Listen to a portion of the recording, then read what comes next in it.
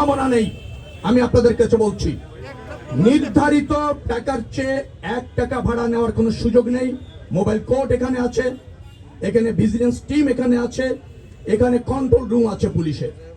যে কোনো যাত্রী কমপ্লেন করলে তাৎক্ষণিক ব্যবস্থা নেওয়া হবে এবং আমরা 24 ঘন্টা তৎপর আছি। 24 ঘন্টা। আমি আপনাকে একটা উদাহরণ দিই। কালকে আমার কাছে মোবাইল একজন মেসেজ পাঠিয়েছেন, রংপুরে তার কাছে 100 টাকা ভাড়া ক্লেম করা হয়েছে বেশি। আমি তাৎক্ষণিক রংপুরের ডিসির সাথে কথা বলেছি, তিনি সেখানে গিয়েছেন, ভিত্তি পাননি কোনো অভিযোগে। নির্ধারিত ভাড়ার চেয়ে কোনো জায়গায় কম ভাড়াও তারা যাত্রী বহন করছে। কমটা খুব বেশি না, 20, 30, 50 টাকার মতো কম তারা নিচ্ছে। তবে নির্ধারিত ভাড়ার চেয়ে একটা জায়গাও বেশি ভাড়া তারা নিচ্ছে না। যাত্রী চাপ আছে এবং যাত্রীরা নিরাপদে বাস স্টপেজ থেকে তাদের গন্তব্য দিকে যাত্রা করতে পারছে।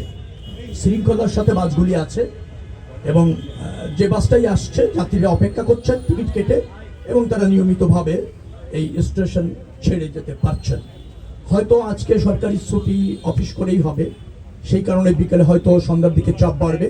সেই বাড়তি চাপ কিভাবে মোকাবেলা করা যায়, যাত্রীদের ওই বাড়তি যখন চাহিদা থাকবে টিকিটের এবং বাসের, সেটাও কিভাবে তারা ফুলফিল করবে সেই ধরনের প্রস্তুতি আমরা দেখলাম যে তারা নিয়েছে। যথেষ্ট সংখ্যক বাস এখানে স্টপেজে রাখা গিয়েছে, যত্রতত্র পার্কিং নাই, শৃঙ্খলাও আছে। আমি মনে করছি যে একটা স্বস্তির নিরাপদ ঈদ যাত্রা এবার আমাদের জনগণ আমাদের বাস স্টপেজ অথবা ধরেন ট্রেন স্টেশন অথবা লঞ্চ স্টেশন থেকে নিশ্চিতভাবে পেতে চলেছে। আমরা বলেছি যত কম রাখা যায়, নির্ধারিত ভাড়ার চেয়ে কম টাকায় অনেক সময় তারা যাত্রী নিতে অভ্যস্ত অতীতে। কারণ যাত্রী যখন চাপ কম থাকে, যাত্রীকে আকৃষ্ট করার জন্য নির্ধারিত ভাড়ার থেকে 100 টাকা কমে তারা এই সার্ভিসটা দেন। এখন তারা যেটা করছেন, অনেকে ওই জায়গায় আছেন যে কমটা নিতেন সেই কমের মধ্যেই আছেন।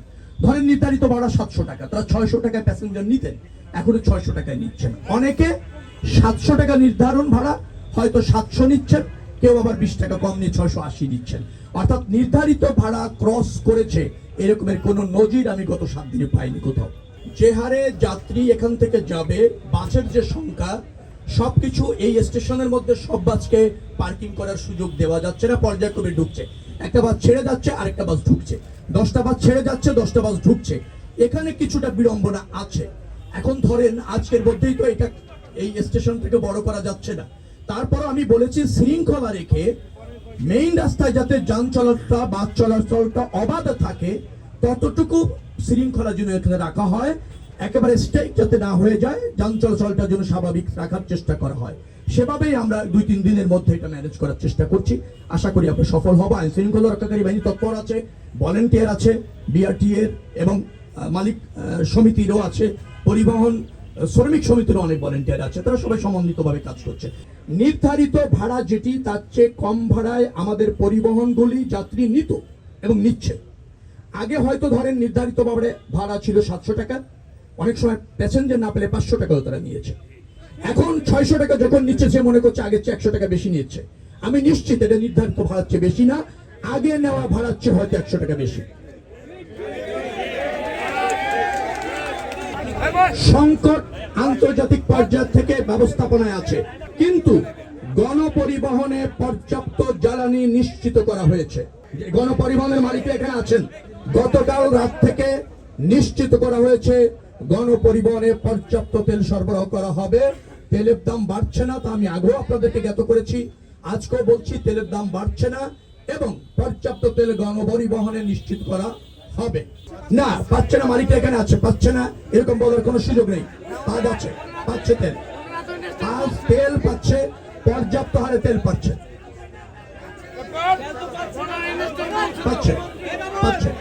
কোথায় গিয়ে তেল পাচ্ছে না আমাকে বলেন, কোন পাম্পে গিয়ে পর্যাপ্ত তেল পাচ্ছে না? মালিক সমিতির নেতারা এখানে আছেন, বিচ্ছিন্ন ভাবে না, আপনাদের সমিতির নেতারা এখানে আছেন, আমাকে জ্ঞাত করেন, তেল দেওয়ার দায়িত্ব আমার। পাচ্ছেন কোনটি ফিটনেসবিহীন গাড়ি একটা চিহ্নিত করে আমাকে জানান। ফিটনেসবিহীন গাড়ি চলা আমরা সম্পূর্ণভাবে নিষিদ্ধ এবং নিরুৎসাহিত করছি, কন্ট্রোল করছি, আমাদের মনিটরিং টিম দেখছে।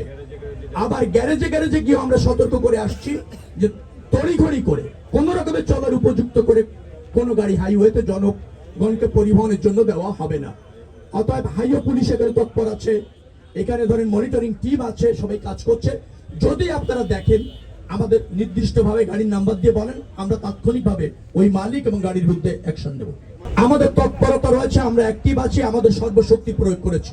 আমাদের যে সমস্ত কাজ করার প্রয়োজন এটা নিয়ন্ত্রণ করবার জন্য, ব্যবস্থাপনাটা নিশ্চিত করবার জন্য আমাদের সব টিম সজাগ আছে, সক্রিয় আছে, তারা যে কোনো মূল্যে এটা করবে। তবে একটা কথা মনে রাখা দরকার, 2 দিনে অথবা 2.5 দিনে 1.5 কোটি লোক ঢাকা শহর ছাড়বে।